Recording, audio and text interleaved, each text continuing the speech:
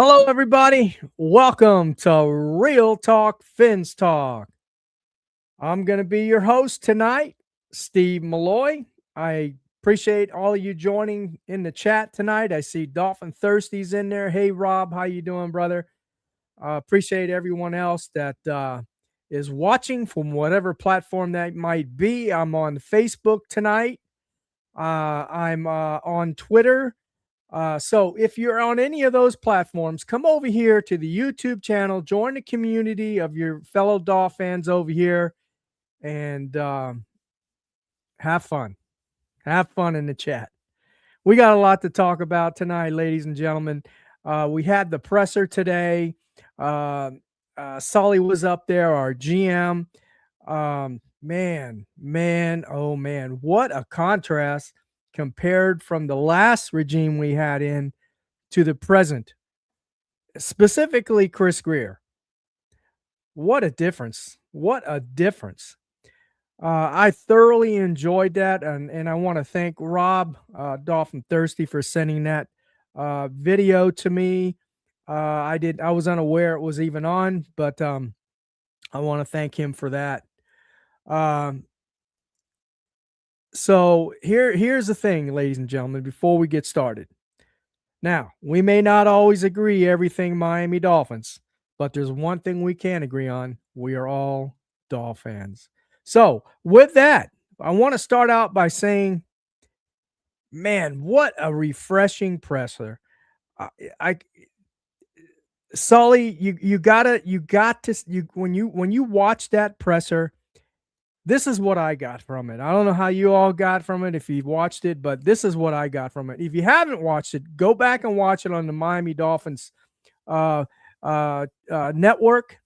And it was earlier today. If you haven't caught that, I was very impressed. Number one, there's three things. Number one, what I really liked was the honesty. The man was honest up front. He told you everything he felt, everything he was going to do, and man, I honestly that I believe it. I believe this guy, I really do. Number two, well, number one, we got honesty. Number two, they got a plan. Both Sully and Halfley have a plan. And ever since they've were hired, they've stuck to their guns on that plan. And I feel that they are going to follow through with that plan. They know exactly what they want and what they're going to do. And they're going to do it. But I really enjoyed that presser. I'm just very impressed by it. And then there's another thing. Number three, what I really liked him saying at the end of that presser was at the very end, he said, they asked him a question about, who's going to make the final decisions on this kind of stuff? All the draft and player personnel and all that. And he said, I am. I make the calls, not Stephen Ross. Not Troy Aikman, who's been hired as a consultant, right? Not Halfley, none of them, just him.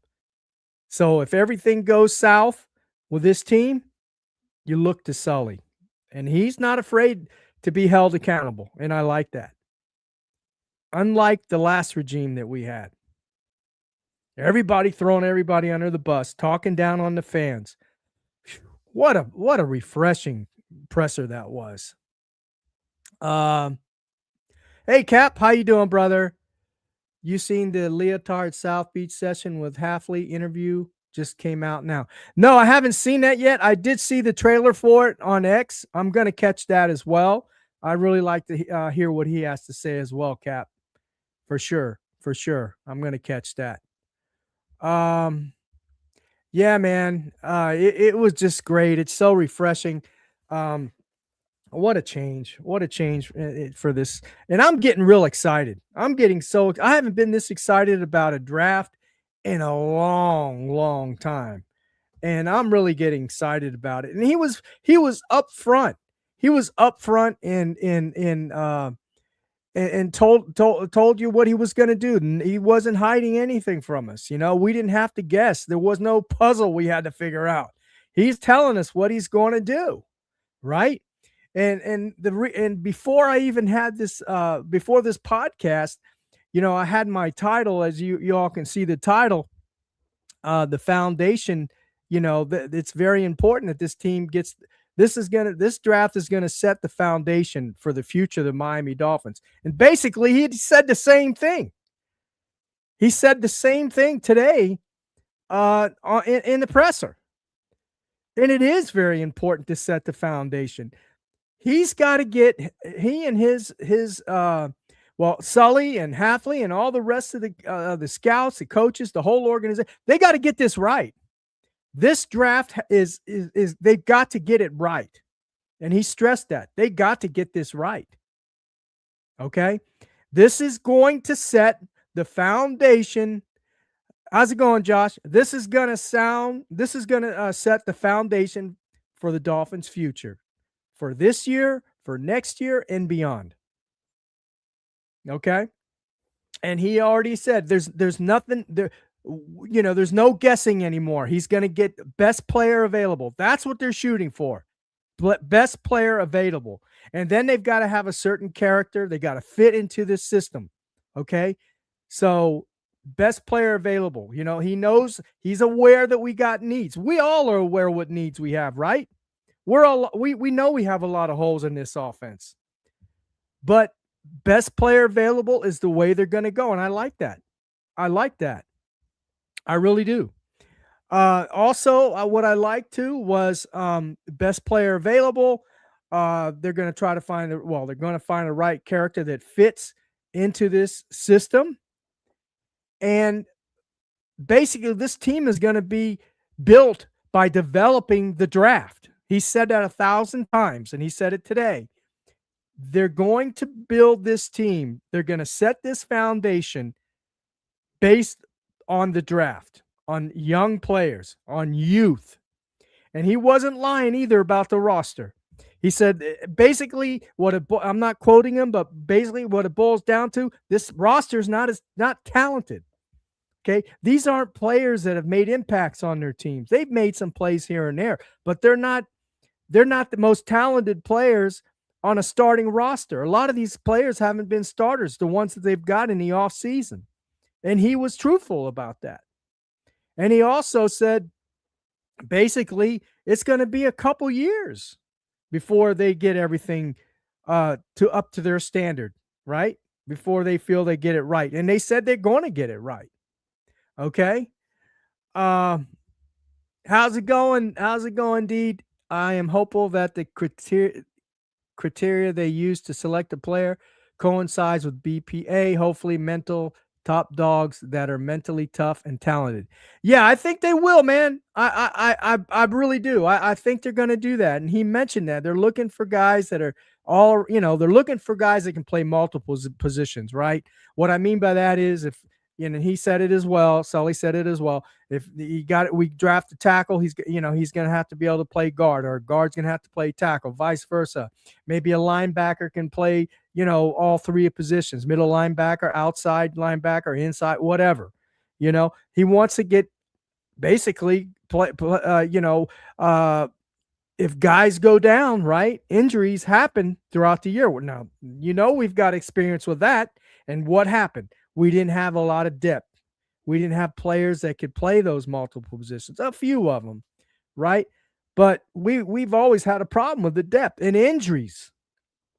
Okay?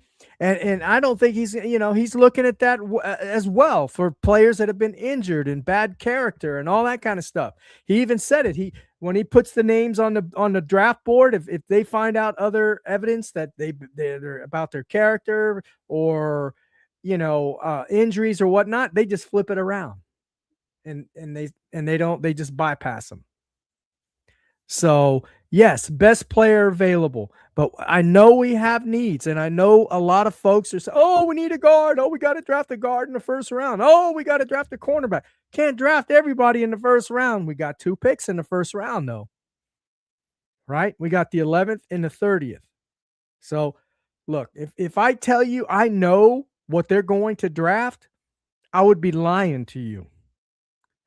Nobody knows, okay? This is the first I don't even think he knows at this point. I mean, they know what they want and what they're looking for, but once that the draft starts, that's when he's going to start, seeing who's available and who the best player available and all that, okay? We don't know. We don't know. This is his first draft. This is as a head, right? Of the whole organization of the draft. This is his first time. This is our first time seeing them draft. We don't know. We can guesstimate, we can assume, but I'm not even going to try. Okay?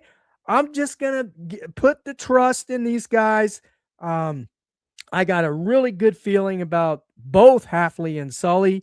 And I think they're going to make the right decisions, the right choices. Now, the proof will be in the pudding at the beginning of the year when we start playing regular season football, right?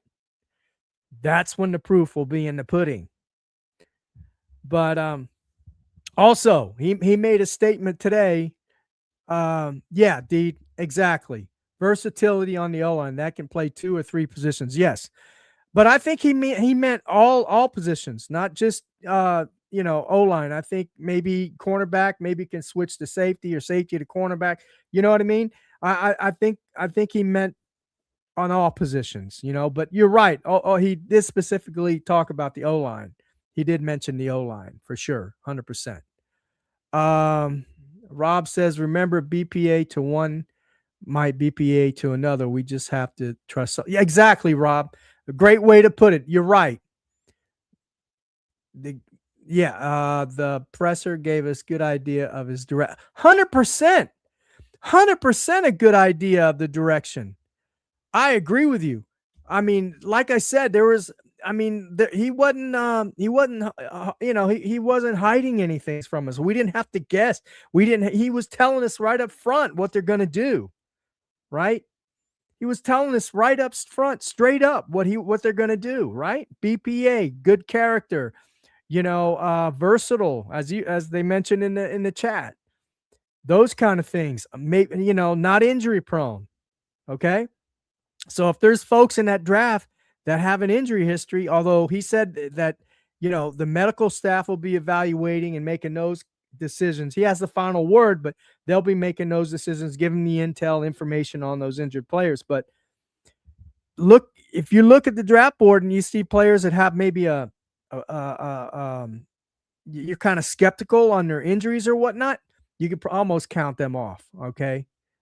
That's about all I can figure when it comes to the draft for this team this year. Okay. So I'm real excited. I'm real happy about it.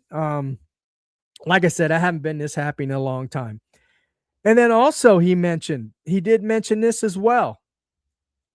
Achane is not up for trade. Now, there's a caveat to that, in my opinion. Barkley, running back, Saquon Barkley is making about $20 million a year.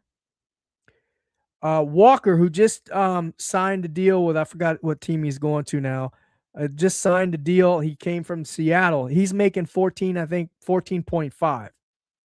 In my opinion, Achane is better than both those players.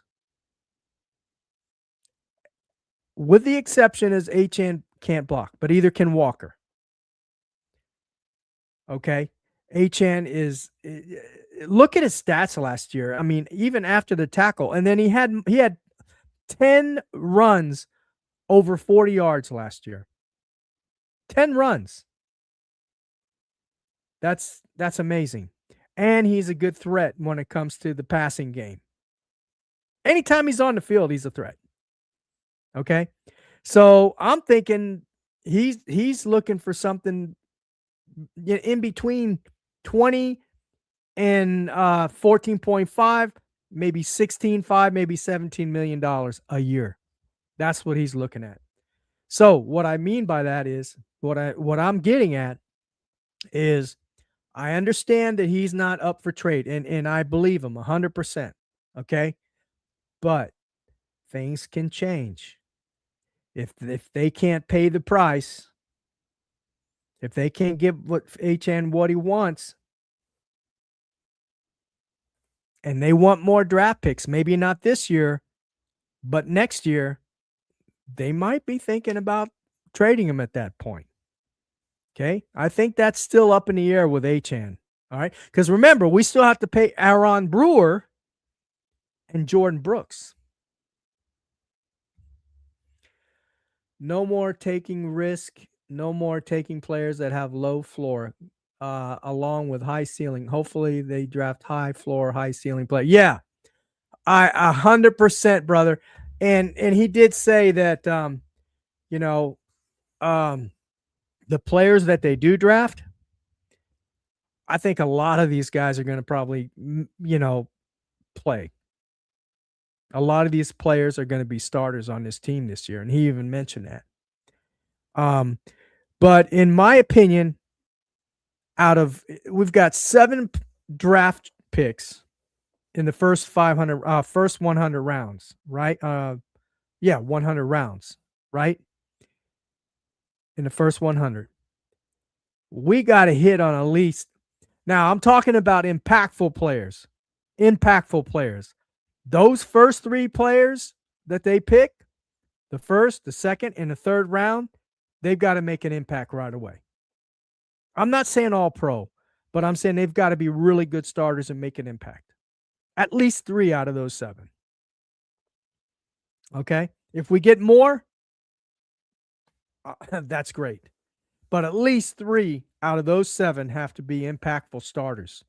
Okay? Moving forward. Alpha 3 says, I like when he said go for doubles off the wall instead of swinging for a home run. Yeah, 100%. 100%. Basically, what he meant by that is if there's one player that's really, really good, I mean, he's going to be a starter, and then you got 2 other players that are kind of in the same position in the draft board. You got 2 that are good players. He'll probably go for those 2 players as opposed to that one player, right? I guess that's my understanding. Is that what you think, Rob? Is that how you're seeing it? So he wants good players. It doesn't necessarily have to be great players, but he wants a lot of good players, a lot of, better than average players. Maybe, that they won't be great in their first year, but maybe in their second or third year, they might,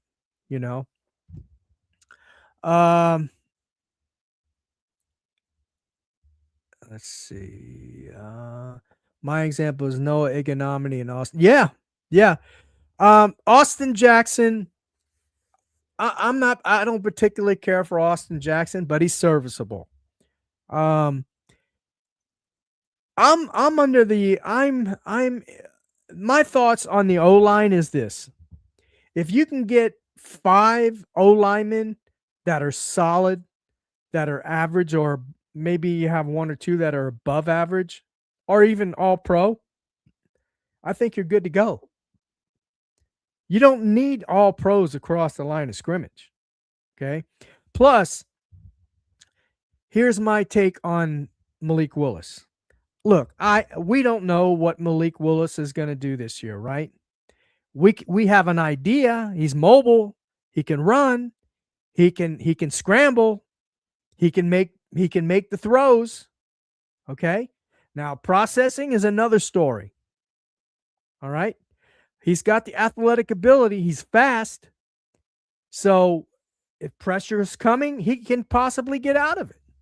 Now, I haven't seen any evidence of that with the Dolphins yet, but if you go watch some of the film in Green Bay, you can see that he can get out of pressure. When he's being pressured or when he's being chased, he can get out of that. He's mobile. So that takes a lot of pressure off him because he knows, hey, I can get out of this. I'm mobile enough where I can get out of this pressure that's coming, right? Where another quarterback, for instance, the last quarterback we had, when the pressure's coming, he got happy feet and he panicked because he knew he couldn't get away. So that right there, it gives that quarterback a little confidence, So AG did deserve a second contract, just like Tua did not deserve a second con.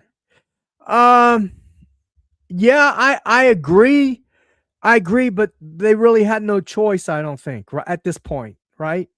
They didn't have a choice at that. They couldn't sign another big tackle in free agency. And in fact, in the presser today, if you all are wondering, because I know I've heard a lot of stuff from other podcasters and folks on X and all that, saying, "Oh, well, once the draft is over with and everything, they can sign some free agents. Maybe after the draft." And he said, "No, they're not doing that. That's a no-no. That money's going to all of their undrafted free agents and their draft. That's where that money's going to." Honestly, folks, I think they're done. I think they're done as far as free agency goes. Unless somebody gets hurt in camp or something, maybe they go out and get another, minimum wage guy. I don't know. But he already mentioned they're not going to do that, right? And he also said they're not going to be, at least, look, we don't know, right? Anything can happen. We could or we might be better than what we expect. But what I'm saying is he knows the talent that he has on this roster. Okay. He's done the research. He's seen the film. He knows what he's got. He said around 2 years they'd be ready and to go. So let's give him 2 years. He already said it. All right. He put himself in that box where now he said 2 years. So this is why it's so critical for this year's draft. You've got to get three to four, minimum three impactful players. But he already said a lot of these youngsters are going to start. And I like that. Throw them into the fire. What better year to do that than this year, this season, right? I mean, see what they got. The only way they're gonna know and evaluate how good they are is when they play, not sitting on the bench. You can't evaluate when they're sitting on the bench. So I like that philosophy. So we'll see, guys. I am just so excited for this year. I really am. I really think these guys are. I mean, they're in lockstep together. They're hell. They look like twins. They look like twins. Let's see what Deed said. Steve, the O line does need to be 5 all pro. They just need to be a powerful fist, all doing their part to be successful collectively. Yeah, 100%. Agree with you. That's exactly what I mean, man. They just got to be average, solid, and just do their job, right? Um, and I know a lot of people when they're doing these mock drafts and they're looking at some of these college, not everybody, but some folks, they're picking who they like, what skill set they like, who they like, and all that. But it's not like that. Okay.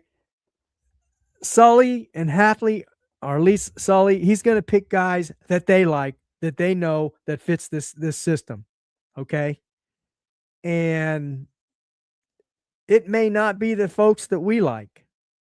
It may not be the folks we like. Or we might this year, I have a feeling we're going to during the draft at some point we're going to go, why did they draft that guy? You can't please everybody, right? So that's why we've got to put that trust in Sully and Halfley this year in this organization. Give them the 2 to 3 years, or 2 years. He already put his foot in his mouth. Give him the 2 years that he said. So that's what I'm going to do. Besides 5 all pro O linemen would cost exactly. Exactly. I didn't mean that literally 5 all pros, but I think you guys got the point, right? They don't all have to be, uh in par, this as far as skill set and everything. I didn't mean actually a 5 all pro. and they would cost a lot of money. You're right. You're right. But that's why another thing. That's another reason why I really like this regime. Sully and Halfley. At least Sully, they're thinking of the cap, man. They're thinking of the cap. A lot of folks don't think, but we're in cap hell.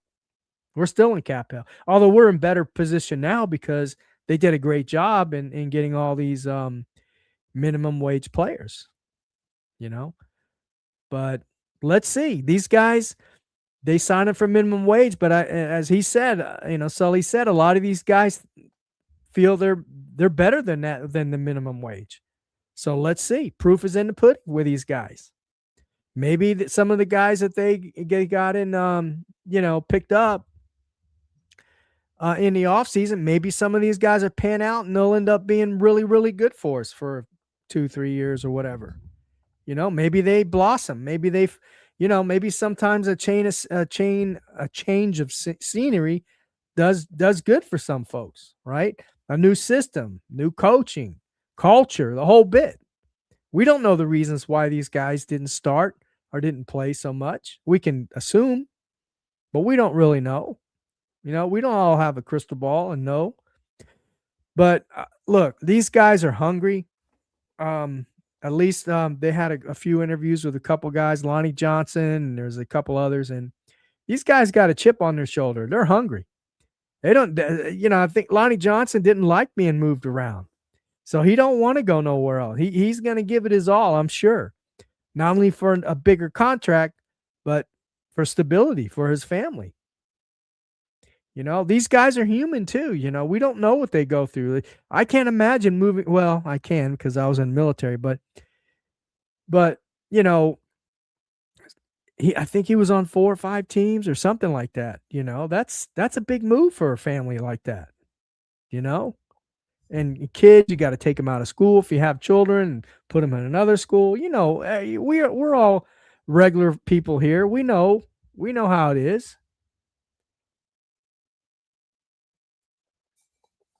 But yeah, I hope you guys are ready for the draft. I know I am.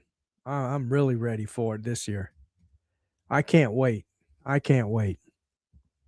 Um, let's see. Is there other news that we can talk about here? That I heard. There's something else I want to talk about. I can't remember now. I lost my train of thought. But yeah, guys, I just wanted to come on tonight and just talk a little bit about the how critical this draft is this year. I mean, they got to get it right this year. They got to get at least 3 impactful starters out of that, right? That's what's gonna set the tone for for future. So if they don't get it right this year, now we're behind the 8 ball again, right? Now we're behind the 8 ball again for another year. That's just going to put them behind, right? So this is the year to do it. We've got 11 picks. They've got to get it right this year. And so we'll see. But also, I know there's been a lot of talk about or at least I've been talking about quarterbacks. I think they're going to draft a quarterback this year. Now I don't know what round they're going to draft a quarterback, but that's going to be telling on what round they draft a quarterback this year, right? So I know they really like Malik Willis. They've paid him this money and everything. $67 million, $45 million guaranteed, right? They're really high on him and they feel he's the future, but you still need another quarterback in the wings. And we've seen a little bit of Ewers, not a big sample size, but we've seen a little bit of what he can do. But I think they're going to draft the quarterback because they've had 5 quarterback visits. They've had some under the radar quarterback visits I was reading today. A couple guys I never even heard of. And then, of course, they had Ty Simpson, Tylen Green. They had a couple others that they also had come in to visit and everything. So, Carson Beck, I know they talk with him. So they're looking for quarterbacks. They're kicking the tires on quarterbacks as well. Now, question is, what round are they going to draft them in? So we'll see on that. But I really have a feeling they're going to draft a quarterback this year. Um, let's see. Hopefully the seventh round. They need players. Uh, I don't know. Like I said, I don't know.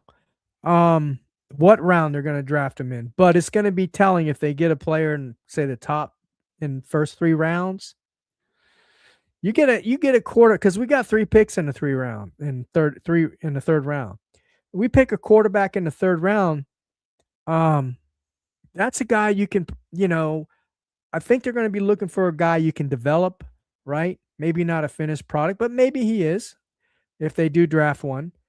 But that's what I think they're going to do. They're going to try to draft a quarterback, someone that can sit in the wings, compete along with Cam Miller and Ewers, compete for a job, maybe second or third. I don't know if they're going to keep 3 quarterbacks here this year or not. I'm not sure what Halfley has in mind, or a Sully. I mean, I know we don't. Well, we really don't know how much of an injury, if Malik Williams is injury prone. I know he got hurt and he got hurt his shoulder in Green Bay last year. He went out for a while, a little bit. Is that a testament to his injuries, to his injury history, possibly for future? I don't know. Only those two guys would know. Yeah, yeah, yeah. We have Malik Willis, Ewers, and Cam Miller. That's currently the quarterback room. So I do think they're gonna draft another quarterback. I was at the 1985 MNF game against the Bears, among many others, but that was electric. Yes, I was at that game too. Rob, and that was an electric game. Man, that was a really good game. But yeah, guys, that's how I feel. I think we're gonna draft a quarterback. And then also, Sully went over what he thinks value in the draft is, what his priorities are, in player value in the draft, and I think it was quarterback. Then you need somebody to protect, to disrupt the quarterback, someone to protect the quarterback, and then someone to go after the guys with the ball, right? So you're probably looking at quarterback, edge rusher, cornerback, right? And O-line. So we're probably going to draft those players. In what order, and I don't know, and who. And he's already said best player available. So whoever comes down the board, and they feel he's the best player available, it don't matter what position he is, they're going to go for him if that's the guy they think is the best player available. So I'm expecting it. I would have to disagree about drafting quarterback this year, Steve. This team has so many needs on roster to spend on developing a quarterback. Yeah. I still think they're going to draft a quarterback. I understand where you're coming from. We definitely do have a lot of holes. We really do. But we've got 11 draft picks. And if we use one on the quarterback, I think we'll be fine. We'll be okay. Okay? I think we'll be okay. You're not going to fill all those holes and those needs in one draft anyway. Like I said, you're only going to probably get 3 impactful players, maybe. Right? Maybe 4 if you're lucky. And the rest of the players they're going to play they're going to play. They're going to play. Maybe not starters, maybe special teamers or whatever, or role players, but they're going to play. He already said that. Now, if we draft a quarterback, will he play? Probably not. But it's somebody you can keep, you can keep on the practice squad and develop. Why not? That's my take on it. That's my take on it. But we'll see. Um, Somebody had a question, but I can't find it now. Did somebody have a question for me and I missed it? I'm sorry. I can't go back and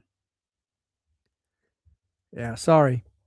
But anyway, we fill the other holes and fill the quarterback hole in 27 or 28. Okay. Yeah, one half dozen or the other. That's my take on it, But I see where you're coming from.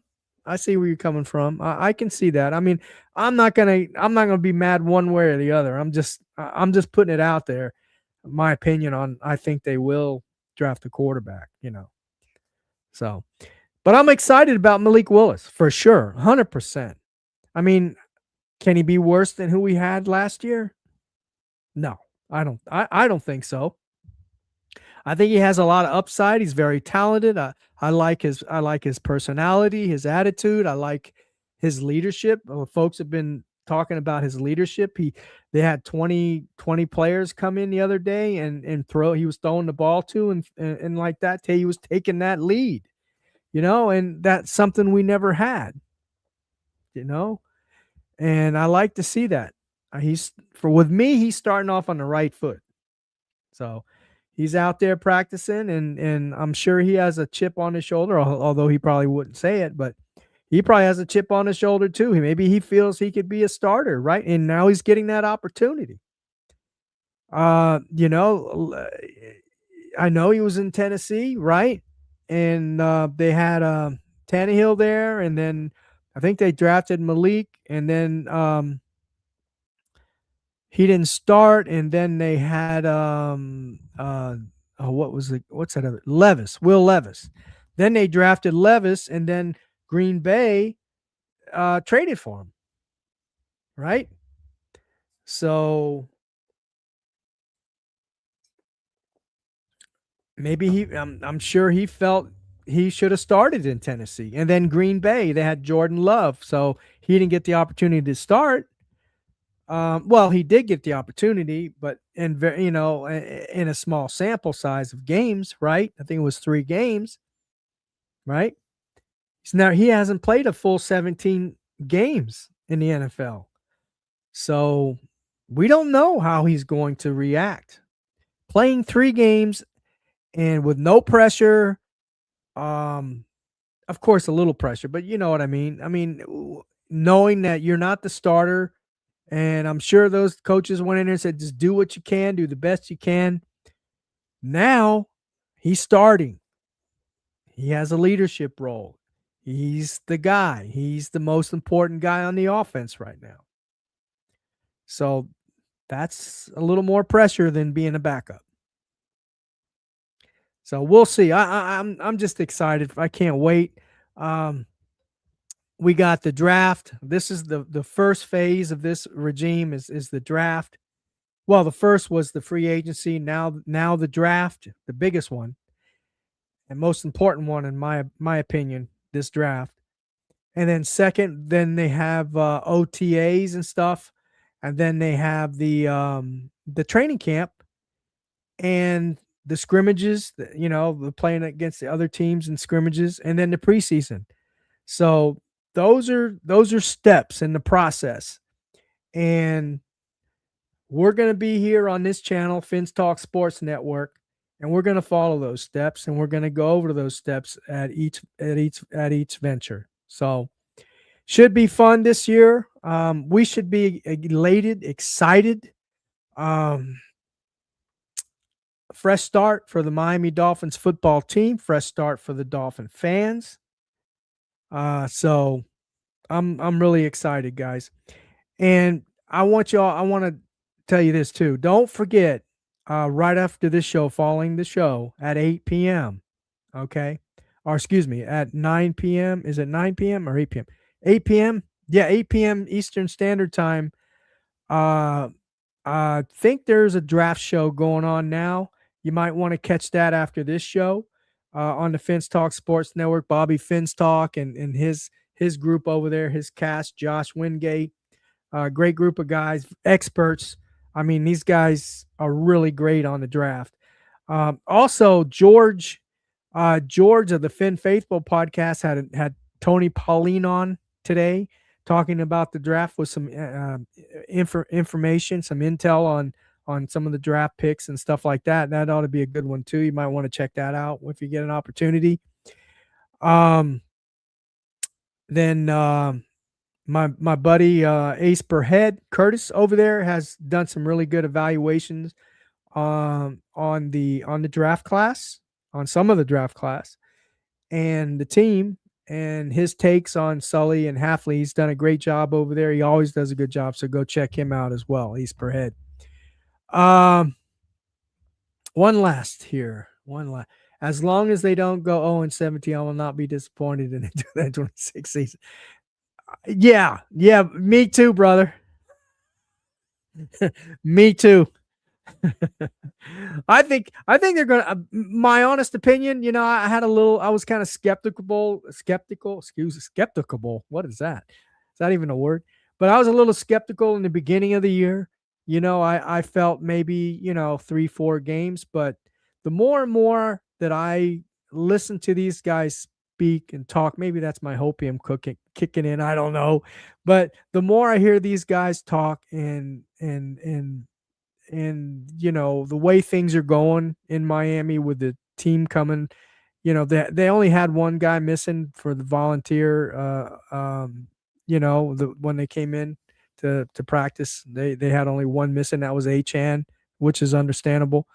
But then you got Malik Willis out there, 20 guys coming in there and throwing the ball around. That tells me those guys are hungry.